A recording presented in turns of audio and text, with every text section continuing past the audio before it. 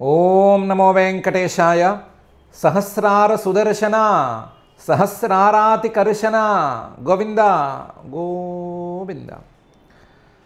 త్వమస్తపక్షగ్రహణాదిదూషణ సమస్తజీవైకసురక్షణక్రియ నిరస్తభీత్యాదితదాపదాంగణ స్వమస్తకం పాదతలర్పయేతే అని అతులిత కరుణా వరుణాలయుడైన శ్రీనివాస పరమాత్మకు భక్తిగా నమస్కారం చేసుకుంటూ శ్రీ శుక్లవారు ఉపదేశం చేసిన శ్రీమద్ భాగవతం యొక్క అధ్యయన కార్యక్రమాన్ని మనం ప్రారంభించుకుందాము. యథాప్రకారం ప్రార్థనా శ్లోకాలు చదువుకుని మంగళాచరణం చేసుకుందాము. శ్రీ గణేశ ప్రార్థన. మాతామహ మహాశైలం మహస్తదపితామహం కారణం జగతాం వందే కంఠాదుపరివారణం. శ్రీ గురు ప్రార్థన. గురుర్బ్రహ్మా గురుర్విష్ణుః గురుర్దేవో మహేశ్వరః గురుః సాక్షాత్ పరం బ్రహ్మ తస్మై శ్రీ గురవే నమః. శ్రీనివాస ప్రార్థన.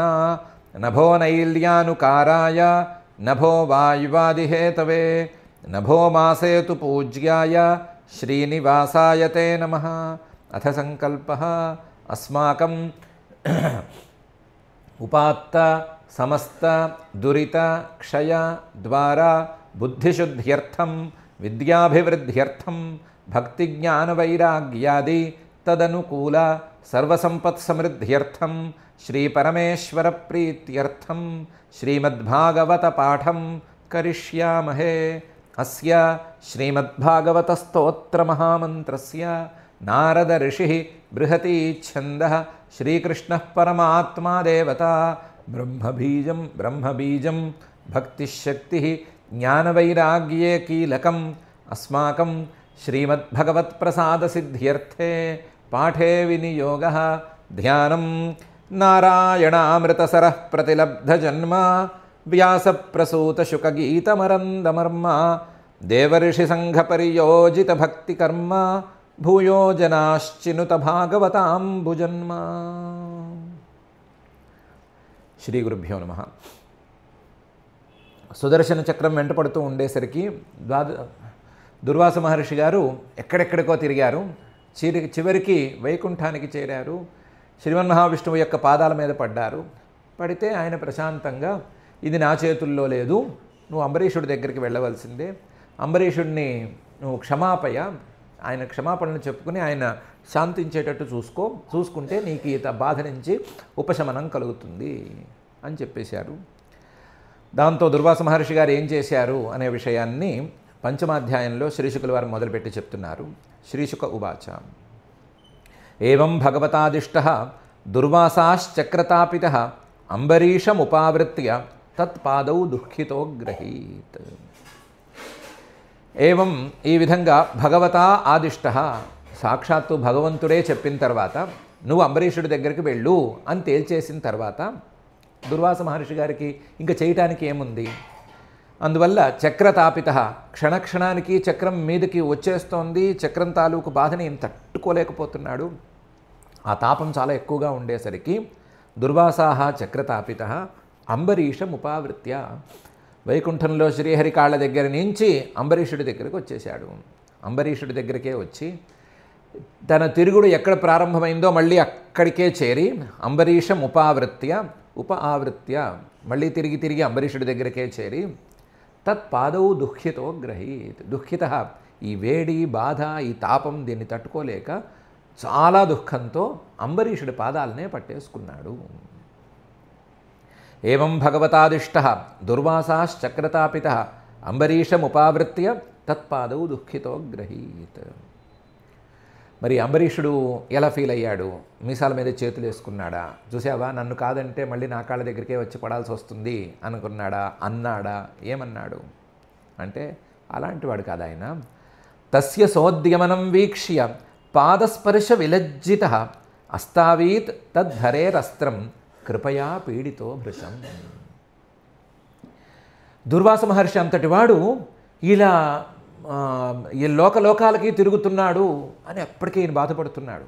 ఉద్యమనం వీక్ష్య, ఎక్కడా పాపం ఇతనికి శాంతి లభించడం లేదు, ఈ శాంతి ఎలా చేయాలి అని ఆయన కూడా తపన పడుతున్నాడు. అంబరీష మహారాజు గారు కూడా తపన పడుతున్నాడు.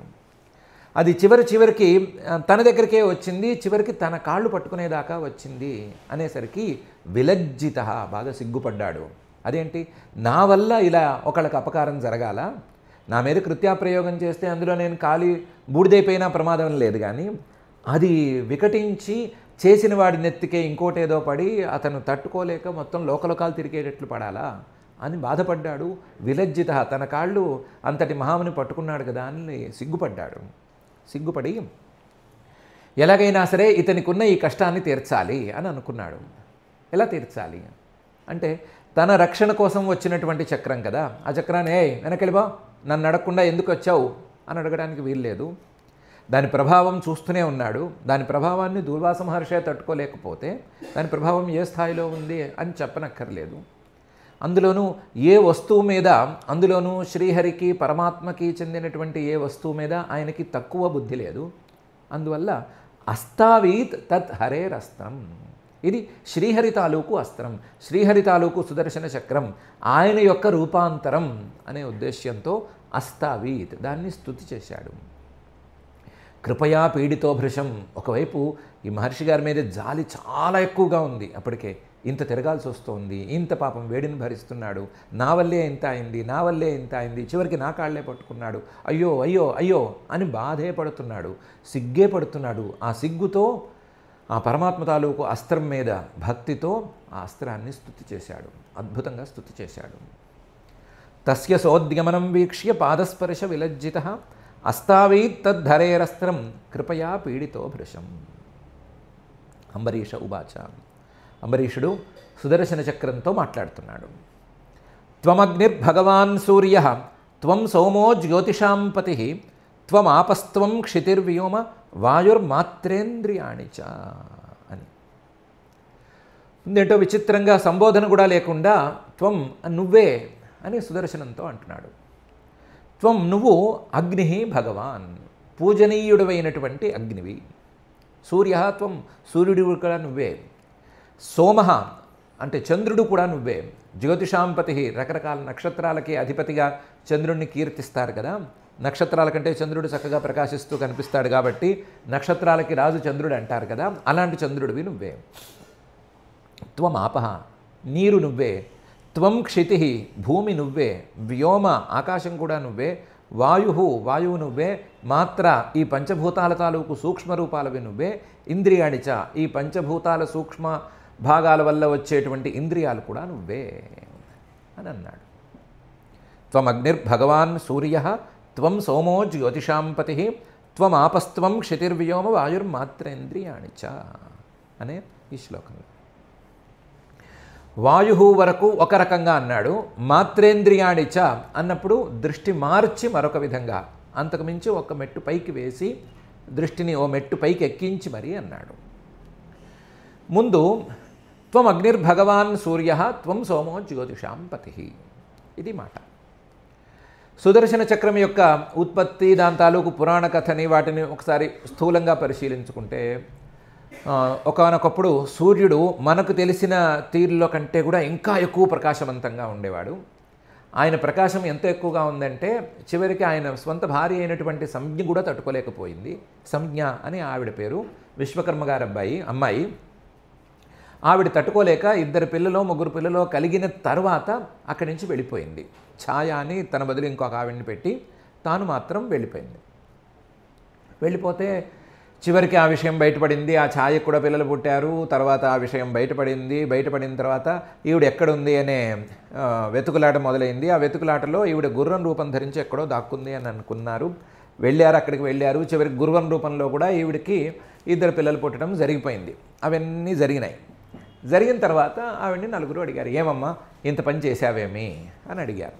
అడిగితే ఆవిడ, నేను ఆయన వేడిని తట్టుకోలేకపోతున్నానండి, సూర్యనారాయణుడి వేడి నేను తట్టుకోలేకపోతున్నాను, నేనే తట్టుకోలేకపోతే ప్రజలు ఏం తట్టుకుంటారండి అని అంది. దాంతో దీనికి ఏమైనా పరిష్కారం చూడాలి కదా అని పెద్దలందరూ చేరి ఒక పని చేద్దాము, సూర్యుడి తేజస్సును తగ్గించేద్దాము అని అన్నారు. బాగానే ఉంది, ఎవరు చేస్తారు ఆ పని అంటే విశ్వకర్మ గారు ముందుకొచ్చి, నేను ఓ యంత్రం కనిపెట్టాను, ఆ యంత్రంలో ఈయన్ని చిత్రికలాగా పడతాను, పడితే ఈయన తేజస్సు అంతా విడిగా తయారైపోతుంది. తేజస్సు విడిగా తయారైతే ఈయనకి తేజస్సు తగ్గుతుంది అన్నాడు. దాని ప్రకారం విశ్వకర్మ గారు ఓ యంత్రం తయారు చేశాడు. ఆ యంత్రంలో సూర్యుడిని పట్టి చిత్రిక పట్టారు. పడితే ఈయన తేజస్సులంతా, చిత్రిక పట్టడం అంటే తెలుసు కదా, చెక్కని ఒక మిషన్ మీద తిప్పుతూ ఉంటే దాంట్లోంచి కొంత భాగం బయటకు వచ్చేస్తుంది. ఆ భాగాలన్నిటినీ కలిపితే మిగతా వాళ్ళైతే వేరే ప్రయోజనాలకు వాడుకుంటారు. ఇక్కడంతా తేజో భాగాలు కదా, వాటన్నిటినీ కలిపి సూర్యుడి కంటే ఎక్కువగా ఉంది, బాగా తగ్గించేసి మనం అనుకునే సెకండ్ జనరేషన్ స్టార్ లెవెల్కి తీసుకొచ్చేసేసారు. తీసుకొచ్చి మిగిలినవి సూర్యుడి కంటే ఎక్కువ ప్రభావవంతంగా ఉంటే దాంతో ఒక చక్రం తయారు చేసి ఆ చక్రాన్ని శ్రీమన్ మహావిష్ణువుకి బహుమతిగా ఇచ్చారు. ఇంతవరకు పురాణగాథ. దాన్ని తీసుకుంటే సుదర్శన చక్రం అంటే ఏంటి? సూర్యుడు యొక్క ఒక భాగం. కాబట్టి సూర్యుడు అంటే ఎవరు అంటే అగ్ని, తేజో రూపం కదా. అగ్ని అన్నా సూర్యుడన్నా మన వ్యవహారంలో తేడానే తప్ప తేజస్సు అనే దృష్టితో చూసినప్పుడు తేడా అనేది రాదు. కాబట్టి అగ్ని అన్నా ఆయనే అయ్యాడు, సూర్యుడన్నా ఆయనే అయ్యాడు. సూర్యుడి యొక్క రూపాంతరం, సూర్యుడి యొక్క మిగులు కంటే ఎక్కువ తేజస్సు, అదే తేజస్సుకు పేరు అగ్ని. కాబట్టి త్వం అగ్ని త్వం భగవాన్ సూర్య, రెండు సరిపోయినాయి. ఇప్పుడు ఈ సూర్యుడే చంద్రుడి మీద ప్రతిఫలిస్తే చంద్రుడికి వెలుగు వస్తోంది. కాబట్టి చంద్రుడి మీద ఉండేటువంటి వెలుగు సూర్యుడు వెలుగే. కాబట్టి చంద్రుడు అంటే మరొకరు లేరు, సూర్యుడే అని చెప్పుకోవచ్చు. వెలుగు లేనిదే చంద్రుడికి విలువ లేదు కదా. కాబట్టి చంద్రుడన్నా సరే సూర్యుడు తప్ప మరొకరు లేరు అని అనుకోవచ్చు. అలా అనుకున్నప్పుడు ఈయన త్వం సోమః అని చెప్పుకోవడంలో ఇబ్బంది ఏమీ లేదు. ఈ సోముడు రాత్రిపూట కనిపించేటప్పుడు మిగతా నక్షత్రాలన్నీ చిన్నగా కనిపిస్తాయి కాబట్టి ఇన్ని జ్యోతిషాంపతి అని అన్నారు. కాబట్టి జ్యోతిషాంపతి అయినటువంటి చంద్రుడు కానీ, సూర్యుడు కానీ, అగ్ని కానీ ఇవన్నీ నీ రూపాంతరాలే అని చెప్పుకోవడానికి ఇబ్బంది ఏమీ లేదు. ఈ సూర్యుడే సరిగ్గా పనిచేయకపోతే భూమి మీద నీరు అనేది లేదు. కాబట్టి నీరు అనేది కూడా ఆ సూర్యుడి యొక్క అధీనంలో ఉంది. కాబట్టి త్వం ఆపహ అని చెప్పుకోవటంలో అభ్యంతరం లేదు. సుదర్శనమన్నా సూర్యుడన్నా ఒకటే అయిపోయారు ఇప్పుడు. కాబట్టి సూర్యుడి అధీనంలో ఉండేటువంటి నీరు సుదర్శనాధీనం అని చెప్పుకోవచ్చు. త్వమాపహ. నీరు లేని భూమికి విలువ లేదు, నీరు లేని ప్రాంతానికి ఎక్కడ అసలు విలువే లేదు. కాబట్టి ఆ నీటి వల్ల విలువ వచ్చినటువంటి క్షితి కూడా ఆ సూర్యుడి యొక్క అధీనంలో ఉంది. కాబట్టి త్వం క్షితి, సుదర్శనుడా నువ్వే ఈ క్షితివి కూడా అని అనొచ్చు. భూమి అనేటువంటి ఒక వస్తువు వస్తే ఆ భూమి ఉన్నటువంటి ఆకాశానికి ఒక గుర్తింపు వస్తుంది. కాబట్టి వస్తువులు లేని ఆకాశానికి గుర్తింపు లేదు, వస్తువులు ఉంటేనే ఆకాశానికి గుర్తింపు అనేటువంటి మాట ఉంది. కాబట్టి దాని ప్రకారం చూస్తున్నప్పుడు ఈ క్షితి అనే పదార్థం వచ్చినప్పుడే ఆకాశం వచ్చింది. కాబట్టి ఆకాశత్వం వ్యోమ, ఆ ఆకాశాన్ని సాధించింది కూడా ఈ పద్ధతిలో నువ్వే. కాబట్టి నువ్వే ఆకాశానివి అని అన్నారు. ఆకాశం ఖాళీ అనేది వస్తేనే వాయువు అనేది ప్రవహించడానికి వీలుగా ఉంటుంది. కాబట్టి ఆకాశాన్ని ఆశ్రయించుకుని ప్రవహించే వాయువు కూడా నీ అధీనంలోనే ఉన్నాడు. కాబట్టి త్వం వాయువు, నువ్వే వాయువువి అని చెప్పారు. అయితే ఇంతవరకు ఒక రకంగా వెళ్ళింది అనుకున్నాం కదా, ఇలాగే వెళ్ళింది. అయితే ఇక్కడ చిన్న ప్రశ్న వచ్చింది. ఇప్పుడు త్వం సూర్య బాగానే ఉంది, పోనీ త్వమగ్ని బాగానే ఉంది, త్వం సోమో జ్యోతిషాంపతి సార్ పర్వాలేదు, అది కూడా పర్వాలేదు, రిఫ్లెక్షన్ కూడా సూర్యుడిదే అని అనుకుంటే పర్వాలేదు, సూర్యుడి యొక్క భాగమైన సుదర్శనుడిదే అనుకోవచ్చు. కానీ ఈ సుదర్శనుడు లేదా సూర్యుడు దీనివల్ల వచ్చినటువంటి ఈ ప్రయోజనాలు లేదా క్షితి, వాయు, వ్యోమ, ఆపహ ఇవన్నీ ఆ సుదర్శనుడే అనే మాట, త్వమేవ అనే మాట ఎలా చెప్తాము అనే ప్రశ్న వస్తుంది. పైగా ఇవన్నీ వాటి సూక్ష్మాంశాల నుంచి కదా కలిగింది అంటున్నాము. అంటే పంచమహాభూతాల నుంచి ఆ భౌతికమైనటువంటి పదార్థాలు తయారైనాయి అని కదా చెప్తున్నాము. లేదా భూతాల యొక్క సూక్ష్మాంశాల నుంచి మనకు కనిపించేటువంటి ఈ స్థూల భూతాలు కలిగినాయి అని కదా చెప్తున్నాము. చెప్తున్నప్పుడు త్వమేవా అని సుదర్శనాన్ని ఒకరిని పట్టుకుని అంటే అర్థమేముంది అనే ప్రశ్న వస్తుంది. అప్పుడు ఆయన ఒక మెట్టు పైకెక్కి, ఇంతవరకు ఒక రకంగా మాట్లాడుకున్నా, ఈ మెట్టు పైకి ఎక్కుదాము. మాత్రాహ, ఆ సూక్ష్మమైనటువంటి భూతాలు కూడా నువ్వే. ఎలా నువ్వు? క్రమంగా చెప్తాము, ఆలోచిద్దాము. ఆ సూక్ష్మమైనటువంటి భూతాలు కూడా నువ్వే. సూక్ష్మమైన భూతాలు నువ్వే అయితే ఈ స్థూల భూతాలన్నీ నువ్వు అవ్వటంలో ఇబ్బంది ఏమీ లేదు.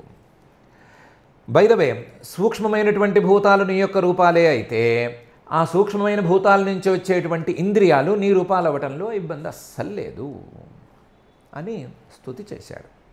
త్వం అగ్నిర్భగవాన్ సూర్య, త్వం సోమో జ్యోతిషాంపతి, త్వమాపస్త్వం క్షితిర్వ్యోమ వాయుర్మాత్రేంద్రియాణి చ అని. ఇది ఎలా కుదురుతుంది అంటే దానికి ముందు అసలు ప్రకృతి సందర్భం చూసుకోవాలి కదా. ఆ సందర్భం చూసి మాట్లాడదాము అని సుదర్శన నమస్తుభ్యం సహస్రారాచ్యుత ప్రియ సర్వాస్త్రఘాతిన్ విప్రాయ స్వస్తి భూయ ఇడస్పతే అని సందర్భోచితంగా ప్రార్థన చేశాడు. ఒకటి స్తుతి చేశాడు. స్తుతి చేసిన తర్వాత సందర్భోచితమైనటువంటి ప్రార్థన చేశాడు. ఏమని? సుదర్శన, ఓ సుదర్శన, నమస్తుభ్యం, నీకో నమస్కారం. సహస్రార 1000 ఆకులు అంటారు చక్రంలో ఉండే వాటిని. ఆ 1000 అరలు కలిగినటువంటి ఓ సుదర్శన, అచ్యుత ప్రియ, అచ్యుతుడైనటువంటి ఆ శ్రీహరికి ఇష్టుడు అయినటువంటి ఓ సుదర్శన, నీకు నమస్కారము. సర్వాస్త్రఘాతిన్, ఏ అస్త్రాన్నైనా సరే తొక్కేసేయగలిగినటువంటి, ఏ అస్త్రాన్నైనా సరే తోసేయగలిగినటువంటి ఓ సుదర్శన, నీకో నమస్కారము.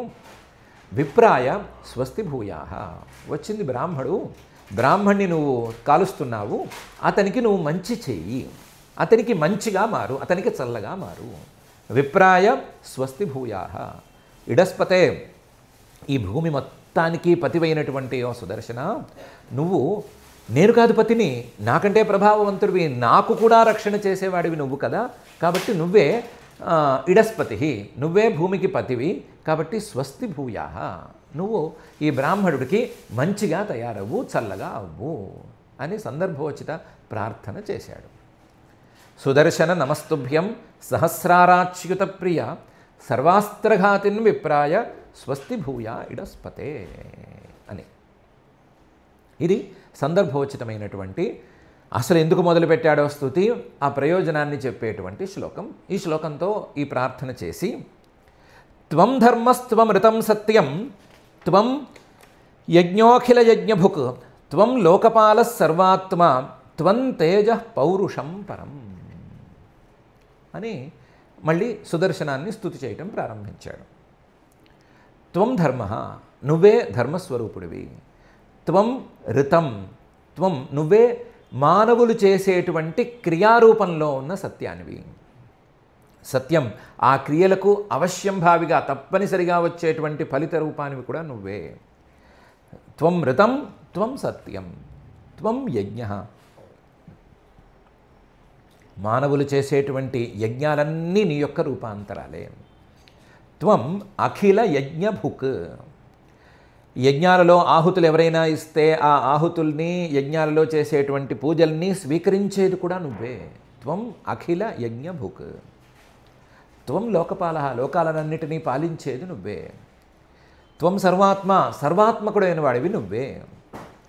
త్వం తేజ పౌరుషం పరం, పౌరుషం పరమపురుషుడైనటువంటి శ్రీహరికి సంబంధించిన తేజ, పరం తేజ, గొప్ప తేజస్సువి నువ్వు, గొప్ప ఆయుధానివి నువ్వు అని ఈ శ్లోకంలో స్తుతి చేశాడు. మళ్ళాంటి వాళ్ళని ఎవరైనా అడుగుతాము, ఏమని, నీ మాటల్లో త్వం తేజ పౌరుషం పరం అనేది ఒక్కటి సరిపోయింది, మాకు బాగా అర్థమైంది. ఎందుకు అర్థమైంది? శ్రీహరి చేతిలో ఉండేటువంటి పరమ తేజస్సు, గొప్ప తేజస్సు, బాగా వెలుగులేనేటువంటి ఆయుధానివి నువ్వు అని కదా అర్థం. ఆ అర్థం ప్రకారం చూసుకున్నప్పుడు ఇది బాగానే ఉంది. మరి శ్రీహరి చేతిలో ఉండేటువంటి ఆయుధం త్వం ధర్మ, త్వం ఋతం సత్యం, త్వం యజ్ఞ అఖిల యజ్ఞభుక్, త్వం లోకపాల సర్వాత్మ అనేది ఎలా అవుతుంది అని మనకొచ్చేటువంటి ప్రశ్న. ఆ ప్రశ్నకి సమాధానంగానే త్వం తేజ పౌరుషం పరం అనేదాన్ని జాగ్రత్తగా ఆయన పెట్టాడు. తేజ అంటే ఏదో వెలుగుందేటువంటిదని కాదు.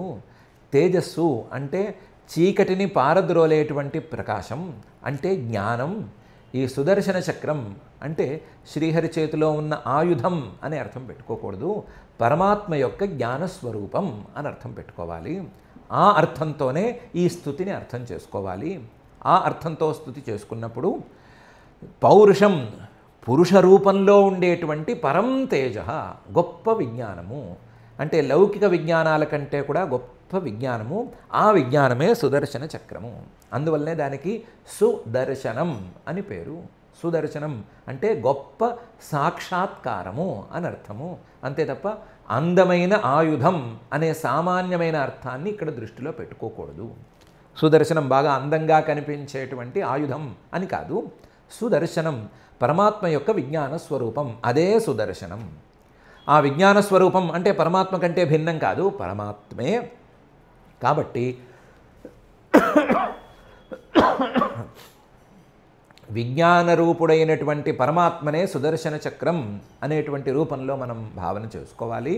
ఆ భావన చేసుకుంటే విజ్ఞాన స్వరూపంలో ఉండే పరమాత్మ కాబట్టి త్వం దాన్ని ఏమంటారు, త్వం ధర్మ, త్వం ఋతం సత్యం, త్వం యజ్ఞ అఖిల యజ్ఞభుక్, త్వం లోకపాల సర్వాత్మ అనేది మొత్తం కుదిరిపోతుంది.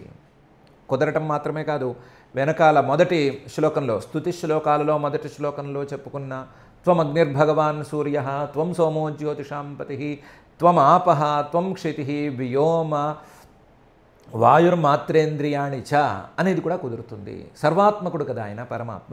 సర్వాత్మకుడైనటువంటి పరమాత్మ యొక్క జ్ఞాన రూపమే సుదర్శనం అని అనుకుంటే ఈ స్థుతులన్నీ చక్కగా అమరుతాయి అని చెప్తున్నాడు. త్వం ధర్మస్త్వం ఋతం సత్యం, త్వం యజ్ఞోఖిల యజ్ఞభుక్, త్వం లోకపాల సర్వాత్మ, త్వం తేజ పౌరుషం పరం అనే ఈ శ్లోకంలో. దాన్ని ఇంకొంచెం అన్ని రకాలుగాను కలిపి, ఇటు అటు కూడా కలిపి, అంటే లౌకికంగా మనం సుదర్శనాన్ని అర్థం చేసుకున్న తీరుని, అసలు అర్థం చేసుకోవలసినటువంటి తీరుని రెండిటినీ కలిపి పై శ్లోకాలలో చక్కగా స్తుతి చేస్తున్నాడు. అందులో నమస్కార శ్లోకాన్ని ఇలా మొదలు పెడుతున్నాడు. నమస్సునాభాఖిల ధర్మసేతవే, హ్యధర్మశీలాసురధూమకేతవే, త్రైలోక్య గోపాయ విశుద్ధవర్చసే, మనోజవాయాద్భుత కర్మణే గృణే అని. నమః నీకు నమస్కారం అయ్యా. సునాభ మంచి మధ్య భాగం, ఇరుసు అంటారేమో దాన్ని తెలుగులో, ఆ మధ్య భాగం ఉండేటువంటి నాభి ఉన్నటువంటి ఓ సుదర్శన చక్రరాజమా నీకు నమస్కారం అయ్యా. అఖిల ధర్మసేతవే, ఈ లోకంలో ఉండేటువంటి ధర్మాలన్నిటికీ పాలకుడివిగా ఉండేటువంటి నీకు నమస్కారం అయ్యా. సునాభ అనేది నీ భౌతికమైన రూపమైతే, అఖిల ధర్మసేతవే అనేది నీ విజ్ఞానమయ రూపం. అధర్మశీలాసురధూమ కేతవే, అధర్మశీలంగా ఉండే, అధర్మమే స్వభావంగా ఉండేటువంటి అసురులకి నువ్వు ధూమకేతువువి అంటే మారణాస్త్రంగా పనికొచ్చేటువంటి వాడివి. అలాంటి నీకో నమస్కారం అయ్యా. త్రైలోక్య గోపాయ, ముల్లోకాలని కాపాడేది నువ్వే, పరమాత్మ యొక్క రూపాంతరానివి కదా నువ్వు. కాబట్టి త్రైలోక్య గోపాయ, విశుద్ధ వర్చసే, విశుద్ధమైనటువంటి విజ్ఞాన రూపానివి కదా నువ్వు. అలాంటి నీకో నమస్కారం అయ్యా. మళ్ళీ భౌతిక రూపంగా చూసినప్పుడు మనోజవాయ, మనస్సులాంటి వేగం కలిగినటువంటి వాడివి కదా నువ్వు. అలాంటి నీకు నమస్కారము. ఇలా ఒకే పదార్థంలో రెండు రకాల విశేషాలు ఎలా కుదురుతాయి అంటే అద్భుత కర్మణే. ఇలాంటి ఆశ్చర్యకరమైనటువంటి విశేషాలు నీలో ఎన్నో ఉన్నాయి. ఆశ్చర్యకరమైనటువంటి క్రియల్ని ఎన్నిటినో నువ్వు చేశావు కదా. అలాంటి అద్భుత కర్మణే నమః గృణే, నేను నమస్కారం చెప్పుకుంటున్నానయ్యా అని ఈ శ్లోకంలో నమస్కారపూర్వకంగా స్తుతి చేశాడు. నమస్సునాభాఖిల ధర్మసేతవే, హ్యధర్మశీలాసురధూమకేతవే, త్రైలోక్యగోపాయ విశుద్ధవర్చసే, నమో మనోజవాయాద్భుత కర్మణే గృణే అని. ఇదైన తర్వాత త్వత్తేజసా ధర్మమయేన సంహృతం, తమః ప్రకాశశ్చ ధృతో మహాత్మనాం, దురత్యయస్తే మహిమా గిరాంపతే, త్వద్రూపమేతత్సదసత్పరావరం అని పరమాత్మ యొక్క విజ్ఞాన స్వరూపానివి నువ్వు అని ఖచ్చితంగా చెప్పి స్తుతి చేస్తున్నాడు. త్వత్తేజస, నీ యొక్క ప్రకాశం ఉంది కదా, జ్ఞాన ప్రకాశం, అది ధర్మమయం అంటే పరమధర్మమయం. పరమధర్మం అదే కదా విజ్ఞానం. ఆ పరమధర్మమయం విజ్ఞాన ప్రకాశమే నీ యొక్క ప్రకాశం. దీనివల్ల సంహృతం తమః, మానవుల మనస్సులలో ఉండేటువంటి అజ్ఞానం అనే చీకటి పూర్తిగా తొలగిపోతుంది. ఈ విజ్ఞానాన్ని, ఈ ధర్మమయమైనటువంటి విజ్ఞానాన్ని మనసులో అందుకున్న వారికి తమస్సు, అజ్ఞానం అనేటువంటి చీకటి తొలగిపోతుంది అనే విషయంలో ఏ సందేహము అక్కర్లేదు. ఇంతకుముందు ఆ ప్రయత్నం చేసిన వాళ్ళకి చీకటి తొలగింది, ఇక మీద కూడా తొలగుతుంది. సంహృతం తమః ప్రకాశశ్చ మహాత్మనాం ధృతః. మహాత్మనాం గొప్ప సాధన చేసేవాళ్ళు, మనసు మీద పట్టు ఉన్నటువంటి వాళ్ళు ఎంతో కొంత ప్రకాశాన్ని, ఈ చీకట్లని పారద్రోలేటువంటి ప్రకాశాన్ని సాధించుకుంటే ఆ సాధించినటువంటి ప్రకాశాన్ని ధృతః ఇది అట్టి పెడుతుంది, గట్టిగా పట్టి పెడుతుంది. అలాంటి వర్చస్సునిది, అలాంటి తేజస్సునిది. సుదర్శనం అనేటువంటి నీ యొక్క పేరులోనే ఇది ఉంది. సాక్షాత్కారం కదా. మహాత్ములు సాధించేటువంటి జ్ఞానం సాక్షాత్కారంగా మారినప్పుడు మాత్రమే నిలబడుతుంది, లేదా దానికి పట్టుండదు. వాళ్ళ యొక్క జ్ఞానాన్ని సాక్షాత్కారంగా మార్చేసేటువంటి స్వభావం నీకు ఉంది. తమః ప్రకాశశ్చ ధృతో మహాత్మనాం. గిరాంపతే, ఓ వాక్కులకు పతివైనటువంటి, ఇంద్రియాలకు పతివైనటువంటి ఓ సుదర్శన, దురత్యయస్తే మహిమ. నీ గొప్పదనాన్ని దాటి ఎవరూ వెళ్ళలేరు. నువ్వు విజ్ఞాన స్వరూపుడివి కాదా. ఏ వస్తువునైనా ముందు తెలుసుని కదా తర్వాత మాట్లాడాలి. కాబట్టి విజ్ఞాన స్వరూపంలో ఉండేటువంటి నువ్వే కదా మాటలకు అధిపతివి. కాబట్టి నీ మహిమ మాటలకు కూడా అందనిది. నీ గొప్పదనం మాటల కంటే పెద్దది. దురత్యయస్తే మహిమా గిరాంపతే. ఇంతెందుకు, త్వద్రూపమేతత్ సదసత్పరావరం. నీ రూపాంతరాలే ఇవన్నీ. ఏవన్నీ? సదసత్, కనిపించేవి, కనిపించనివి, లేదా స్థూలమైనవి, సూక్ష్మమైనవి, కారణము, కార్యము, ఇవన్నీ నీ యొక్క రూపాంతరాలే. అందులో పరావరం, పెద్దవి కొన్ని, చిన్నవి కొన్ని, గొప్పవి కొన్ని, తక్కువైనవి కొన్ని, కారణాలు, కార్యాలు, ఇవేవి తేడా లేకుండా అన్నీ నీ యొక్క రూపాంతరాలే. త్వద్రూపమేతత్ సదసత్పరావరం అని అన్నాడు. త్వత్తేజసా ధర్మమయేన సంహృతం తమః ప్రకాశశ్చ ధృతో మహాత్మనాం దురత్యయస్తే మహిమా గిరాంపతే త్వద్రూపమేతత్ సదసత్పరావరం అని ఈ శ్లోకంలో. నువ్వు ఇంత గొప్పవాడివి కదా, నీకు నేను నమస్కారం చేస్తున్నాను కదా, ఒక చిన్న ప్రార్థన చేస్తాను, దాంతోపాటు చిన్న లాజిక్ కూడా చెప్తాను.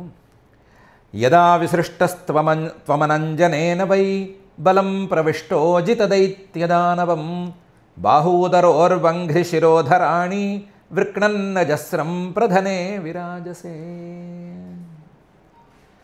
ఎప్పుడైనా దేవాసుర సంగ్రామం లాంటిది వచ్చినప్పుడు, ఆ యుద్ధంలో సాక్షాత్తు శ్రీమన్నారాయణుడే దిగవలసి వచ్చినప్పుడు, యదా ఎప్పుడో ఒకప్పుడు అలాంటిది వస్తే, ఆమె అనంజనేన, ఏ వస్తువుతోనూ సంబంధం పెట్టుకోనటువంటి ఆ పరమాత్మ కూడా, అనంజన, ఏ వస్తువుతోనూ సంబంధం లేనివాడు కూడా నీతో సంబంధం పెట్టు కూర్చున్నాడు కదా, నిన్ను ఆయుధంగా వాడుకుంటాడు కదా, వాడుకుని ఆ సమయంలో విసృష్ట, నిన్ను విసిరేస్తాడు. చక్రాన్ని ఇలా విసిరేస్తారని చూపిస్తారు, ఇలా విసిరాలని చెప్తారు, లేదా ఇంకో రకంగా చెప్తారు. ఆ విసిరే విధానాలు మనకి తెలియవు. కానీ యదా విసృష్ట, నిన్ను గనక ఆయన విసిరేస్తే, అజిత, ఓటమి ఎరగనటువంటి ఓ సుదర్శనరాజా, దైత్యదానవం బలం ప్రవిష్ట, ఆ ఎదురుగా, నీకెదురుగా, పరమాత్మకు ఎదురుగా దైత్యులుండని, దానవులుండని, మరొక జాతి వారు ఉండని, ఎంత బలవంతులైనా ఉండని, నువ్వు వాళ్ళు ఒకళ్ళు ఉండని, 10 మంది ఉండని, 100 కోట్ల మంది ఉండని, వాళ్ళ మధ్యలోకి ప్రవేశించేసేస్తావు. బలం ప్రవిష్ట అజిత దైత్య దానవం. ప్రవేశించిన వాడు ఊరుకుంటావా? బాహు, ఉదర, ఉరు, అంఘ్రి, శిరోధరాణి, వృక్ణన్, నీకు ఏ భాగం తగిలితే ఆ భాగాన్ని కోసుకుంటూ వెళ్ళిపోతావు. బాహువులు తగిలితే బాహువులు, ఉదర భాగం, పొట్ట భాగం తగిలితే అది, ఊరు, తొడలు తగిలితే, అంఘ్రి, పాదాలు తగిలితే, శిరోధరాణి, శిరహ, మెడ, శిరస్సుని ధరించి పట్టి ఉంచేటువంటి మెడ తగిలితే, ఏది తగిలితే దాన్ని వృక్ణన్, దాన్ని నరికేసుకుంటూ, ఖండించేసుకుంటూ వెళ్ళిపోతావు. అజస్రం, ఒకసారి ప్రయోగిస్తే ఏదో 4-5 తలకాయలు తీసేసి వచ్చేస్తావనేం లేదు, అక్కడ తిరుగుతూనే ఉంటావు. మళ్ళీ ఆయన వెనక్కి పిలిచేంత వరకు తిరుగుతూనే ఉంటావు. అజస్రం, తిరుగుతూ ప్రధనే, ఆ యుద్ధంలో నువ్వొక్కడివే ఉంటూ, మిగతా వాళ్ళందరూ కింద పడిపోయారు కదా, నువ్వొక్కడివే ఉంటూ విరాజసే, అందంగా గొప్పగా ప్రకాశిస్తావు. ఇది లాజిక్. యదా విసృష్టస్త్వం అనంజనేన వై బలం ప్రవిష్టోజిత దైత్యదానవం బాహూదరోర్వంఘ్రి శిరోధరాణి వృక్ణన్ నజస్రం ప్రధనే విరాజసే. ఇదేం లాజిక్కు అంటే సత్వం జగత్రాణఖల ప్రహాణయే నిరూపిత సర్వసహో గదాభృత విప్రస్య చాత్మత్కులదైవహేతవే విధేహి భద్రం తదనుగ్రహోహినః అనే చెప్పాడు. లాజిక్ ఏంటో చెప్పాడు. అదే లాజిక్కు. పరమాత్మ ఎప్పుడూ కూడా నిన్ను రాక్షసుల మీద వాళ్ళ మీద ప్రయోగించాడే కానీ మంచి వాళ్ళ మీద ఎప్పుడైనా ప్రయోగించాడా? లేదు కదా. సత్వం ఇంతటి ప్రభావం ఉన్న నువ్వు ఒకసారి విసిరేస్తే ఎదురుకుండా ఎవరూ లేకుండా మొత్తం అందరినీ కింద పడేసేటువంటి నువ్వు జగత్రాణ కల ప్రహాణయే నిరూపిత. జగత్రాణం ఈ ప్రపంచాన్ని కాపాడాలన్నా లేదా ఎవరినైనా కాపాడాలన్నా కల ప్రహాణయే చెడ్డవాళ్లకు శిక్ష కలగాలన్నా చెడ్డవాళ్ళకి ఏదో ఒకటి శిక్ష అనేది అందాలన్నా నిన్ను పరమాత్మ ప్రయోగిస్తాడు. జగత్రాణ ఖల ప్రహాణయే నిరూపిత. నిన్నే ఎందుకు ప్రయోగిస్తాడు? ఆయన చేతిలో చాలా ఆయుధాలు ఉన్నాయి కదా. ఆయన గదాభృత గదాధరుడు కదా. గదను కూడా వాడచ్చు, ఇంకోటేదో వాడచ్చు. ఆయన చేతిలో శార్ంగం అనేటువంటి ధనుస్సు ఉంది, లేదా కౌముదకి అనే ఖడ్గం ఉంది. వాటన్నిటి వాడకుండా నిన్నే ఎందుకు ఎక్కువ వాడతాడు అంటే సర్వసహ నువ్వు ఏ ఆయుధాన్నైనా సరే ఎదుర్కోగలవు, ఏ ఆయుధాన్నైనా సరే లెక్క పెట్టకుండా దానికంటే ఎక్కువ ప్రభావాన్ని చూపించగలవు అని ఆయనే నమ్ముతున్నాడు. కాబట్టి సర్వసహ అన్నిటికంటే అన్ని ఆయుధాల కంటే గొప్ప ఆయుధానివి నువ్వు అనే ఉద్దేశ్యంతో కదా గదాభృత వేరే ఆయుధాలున్నా సరే త్వం నిరూపిత నిన్ను ఆయన వాడతాడు ఎక్కువ. ఆయనకి చక్రధారి అనే ఎక్కువ పేరుంది కానీ ఖడ్గధారి అనే పేరు ఎక్కువ లేదు. గదాధర అనే పేరుంది. అది దానికి కారణం వేరే. బలిచక్రవర్తి గారు దానికి కారణం. కాబట్టి నిన్ను వాడేది ఈ జగత్తుని సంరక్షించటానికి, దుష్టజనులను శిక్షించటానికి. మరి ఇలా ఉన్నప్పుడు ఈ బ్రాహ్మణ్ణి ఎందుకు శిక్షించటము? విప్రస్య అస్మత్కుల దైవహేతవే. ఈ బ్రాహ్మడికి ఏమైనా అపకారం జరిగితే నీ వేడి తట్టుకోలేక ఇతనికి ఇక్కడ ఏమైనా కింద పడిపోయి మరణిస్తే మా వంశానికే ఆ బ్రహ్మహత్యా పాతకం చుట్టుకుంటుంది. అస్మత్కుల దైవహేతవే.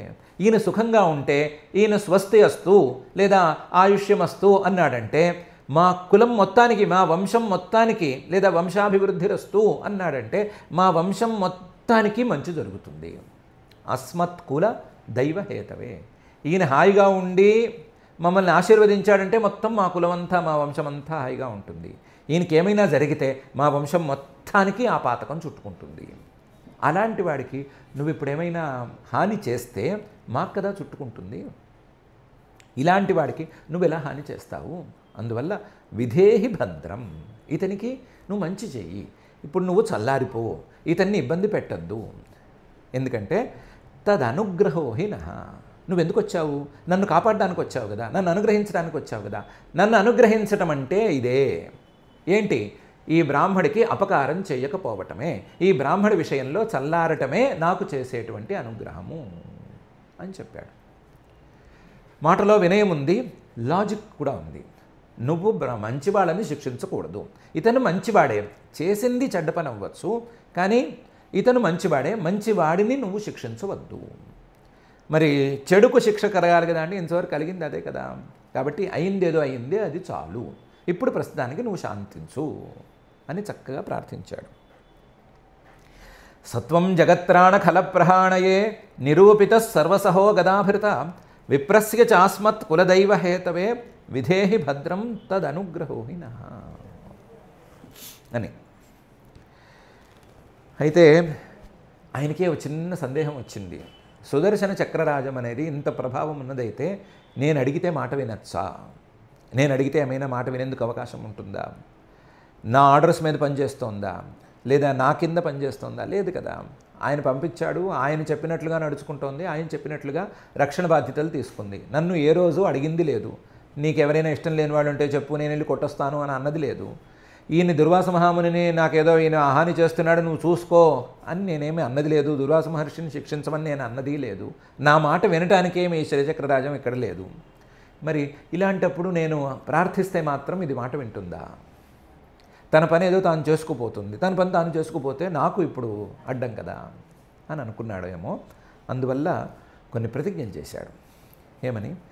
యద్యస్తి దత్తమిష్టం వా స్వధర్మో వా స్వనుష్ఠితః కులం నో విప్రదైవం చేత్ ద్విజో భవతు విజ్వరః అని ఈ శ్లోకంలో కొన్ని ప్రతిజ్ఞలు చేశాడు.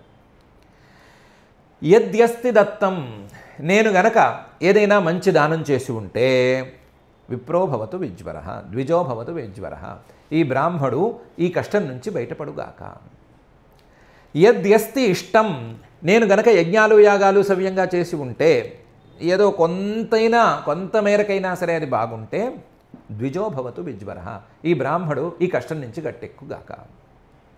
యద్యస్తి స్వధర్మ, అందులోనూ స్వనుష్ఠితః, నేను నా స్వధర్మాన్ని, నా రాజధర్మాన్ని లేదా నా క్షత్రియ ధర్మాన్ని లేదా నాకు వంశపారంపర్యంగా వచ్చినటువంటి ధర్మాన్ని గనక స్వనుష్ఠిత చక్కగా అనుష్ఠానం చేసుకున్న మాట అయితే, నేను నా స్వధర్మాన్ని దాటకపోయినట్లయితే ద్విజో భవతు విజ్వరః, ఈ బ్రాహ్మడు కష్టాన్ని నుంచి బయటపడుగాక.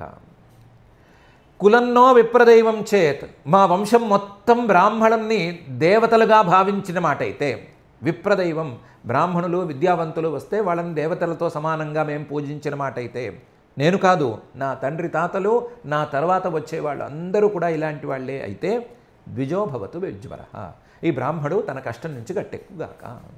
విజ్వరః, జ్వరం ఎలాగైతే వేడితో కాల్చేస్తుందో అలా పాపం సుదర్శన చక్రం ఇతన్ని కాల్చేస్తోంది, ఆ కాల్పుల నుంచి ఇతనికి ఉపశమనం లభించుగాక అని ప్రతిజ్ఞలు చేశాడు. యద్యస్తి దత్తమిష్టం వా స్వధర్మో వా స్వనుష్ఠితః కులన్నో విప్రదైవం చేత్ ద్విజో భవతు విజ్వరః. ఇంతటితో ఆగలేదు. యదినో భగవాన్ ప్రీతః ఏకః సర్వగుణాశ్రయః సర్వభూతాత్మభావేన ద్విజో భవతు విజ్వరః అని చెప్పాడు. బ్రహ్మాస్త్రం లాంటి మాటను వాడేశాడు, ప్రతిజ్ఞను వాడేశాడు. యది ఒకవేళ గనక నో భగవాన్ ప్రీతః, నా విషయంలో గనక భగవంతుడు ప్రేమగా ఉండిన మాట అయితే, నా విషయంలో భగవంతుడికి ప్రీతి ఉండే మాట అయితే, ఎలాంటి భగవంతుడు? ఏకః, నేను ఆరాధించేటువంటి అద్వితీయమైనటువంటి పరమాత్మ. సర్వగుణాశ్రయః, ఈ ప్రకృతిలో ఉండేటువంటి సత్వరజస్తమో గుణాలు, ఆ గుణాల ద్వారా వచ్చేటువంటి కార్యాలు, మహత్తత్వము, అహంకారము, లేదా వాటి ద్వారా వచ్చేటువంటి ప్రభావాలు, అందులో ఉండేటువంటి గుణాలు, సుఖము, దుఃఖము, కష్టము, నష్టము, లోభము, ఇలాంటి గుణాలు, వీటన్నిటినీ తనలో ఇముడ్చుకున్నటువంటి, ఆ అన్నిటినీ ప్రకాశింపజేసేటువంటి అద్వితీయమైన పరమాత్మతత్వం నా విషయంలో గనక ప్రేమగా ఉండే మాట అయితే, యదినో భగవాన్ ప్రీతః ఏకః సర్వగుణాశ్రయః, అందులోనూ నేను చేసిన సాధనలో సర్వభూతాత్మభావేన, నేను చేసిన సర్వభూతాలు, మనకు కనిపించే ప్రాణులు అన్నీ కూడా పరమాత్మతో నిండి ఉన్నవి, పరమాత్మే అన్నిటా నిండి ఉన్నాడు అనే భావనతో కదా నేను సాధన చేశాను. ఆ సర్వభూతాత్మ భావంతో, సర్వభూతాలు పరమాత్మతో నిండి ఉన్నాయి అనేటువంటి భావనతో నేను చేసిన ఉపాసనతో ఏకః సర్వగుణాశ్రయ, అద్వితీయమైనటువంటి ఆ పరమాత్మ గనక నా మీద ప్రీతి చెంది ఉన్నమాట అయితే, యది నో భగవాన్ ప్రీతః ఏకః సర్వగుణాశ్రయ సర్వభూతాత్మభావేన ద్విజో భవతు విజ్వరః, ఈ బ్రాహ్మడు తన కష్టం నుంచి గట్టెక్కుగాక, ఈ బ్రాహ్మణ్ణి కాల్చేస్తున్నటువంటి ఈ సుదర్శన చక్రం శమించుగాక అని చెప్పాడు.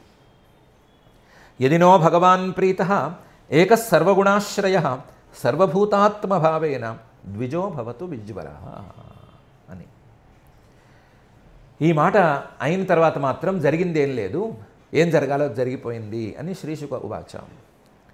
ఇతి సంస్తుమతో రాజ్ఞః విష్ణుచక్రం సుదర్శనం అశామ్యత్ సర్వతో విప్రం ప్రజహద్రాజయాజ్ఞయా.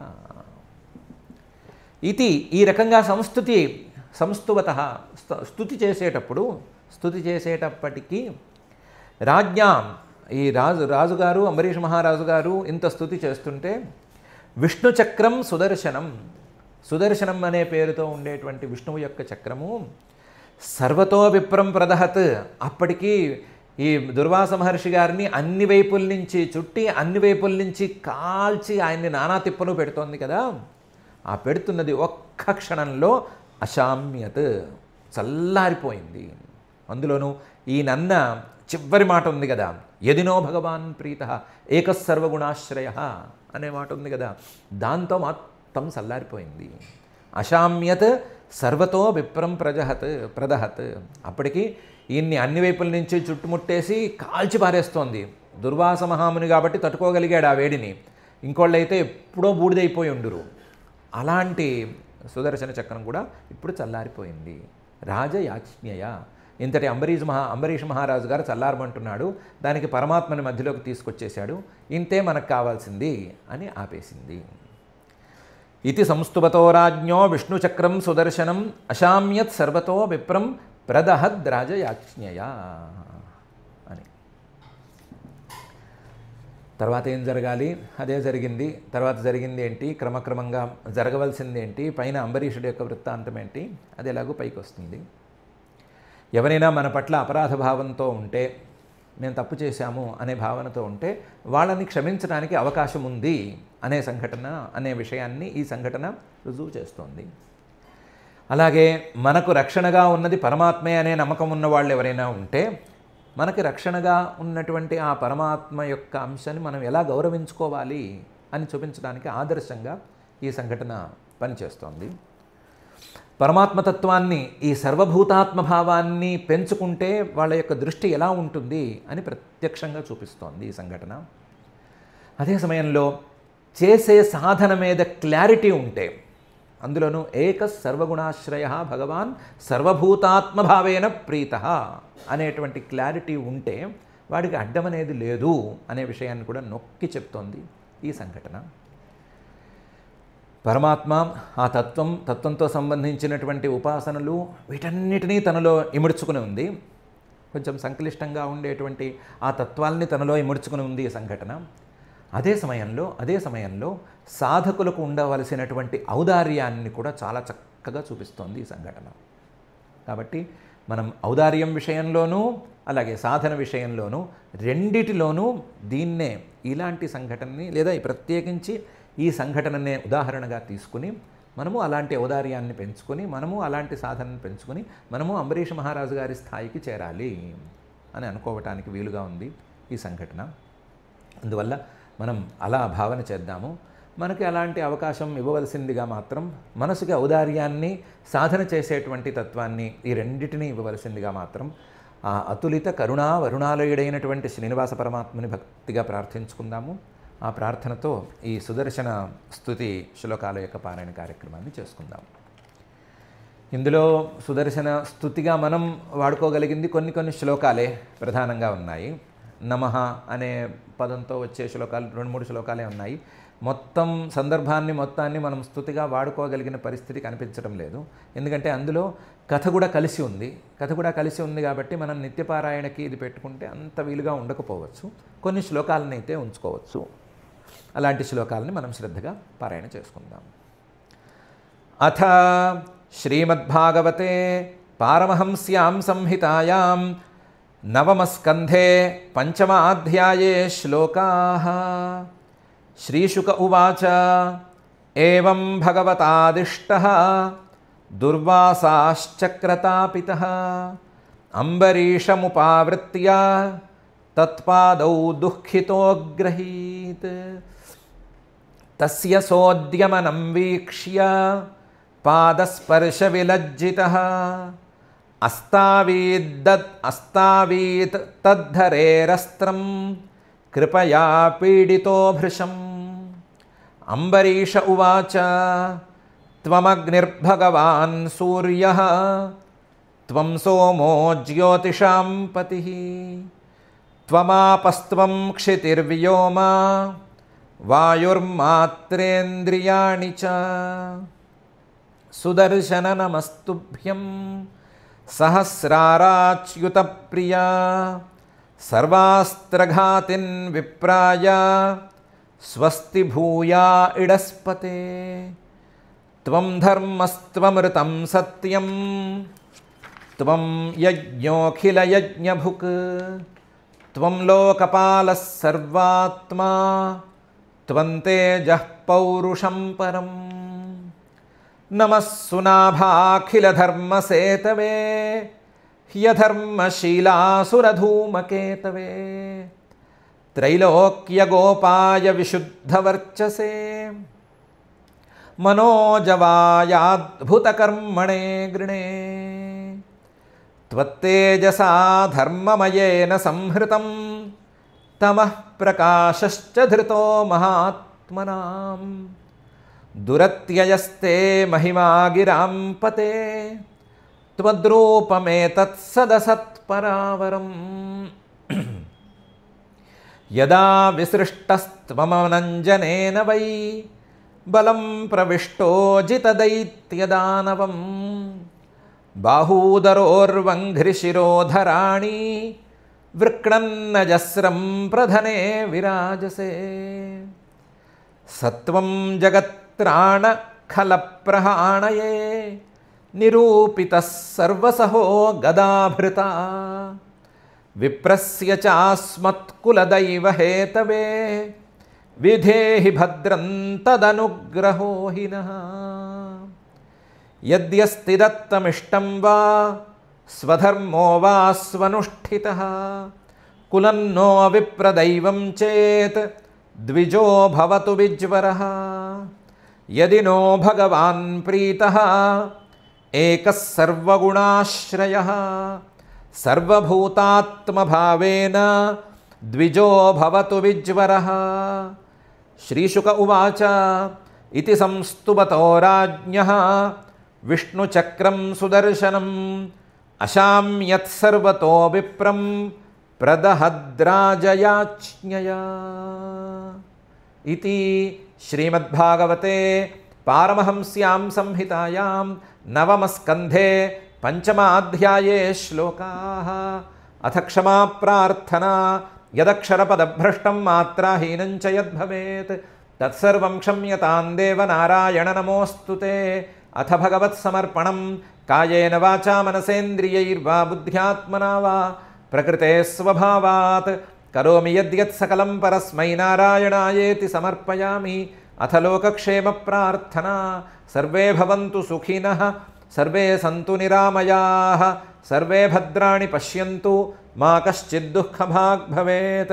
अथ मङ्गलं श्रियः कान्ताय कल्याणनिधये निधयेऽर्थिनां श्रीवेङ्कटनिवासाय श्रीनिवासाय मङ्गलम्।